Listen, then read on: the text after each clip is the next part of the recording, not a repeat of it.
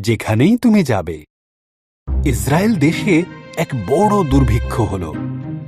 এলিমেলক, নয়মির এবং তার পুত্র সন্তানেরা মোয়াব দেশে গেল খাবারের খোঁজে। এলিমেলক সেখানে মারা গেল। তার পুত্র সন্তানেরা মোয়াবিয়া নারী অর্পা ও রুথকে বিয়ে করল। তারপরে নয়মির সন্তানরাও মারা গেল। ওই তিনজন স্ত্রীদের কোনো স্বামী ছিল না। ইসরায়েলে যখন দুর্ভিক্ষ শেষ হল, নয়মি দেশে ফেরার সিদ্ধান্ত নিলেন। তিনি তার পুত্রবধূদের বললেন, তোমরা মোয়াবেই থাকো, এটাই তোমাদের ঘর। অর্পা থেকে গেল, কিন্তু রুথ বলল, তুমি যেখানে যাবে আমিও সেখানে যাব। তোমার জাতি আমার জাতি, তোমার ঈশ্বরই আমার ঈশ্বর।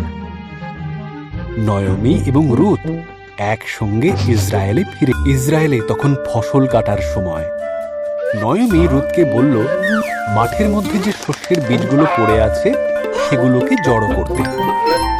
মাঠটি ছিল এলিমেলকের আত্মীয় বোয়সের।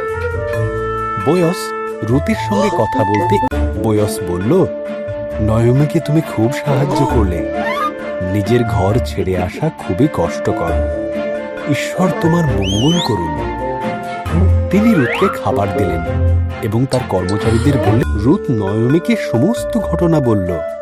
নয়মি হাসল এবং বলল, যখন কেউ মারা যায় তখন তার নিকট আত্মীয় তার পরিবারকে যত্ন করে।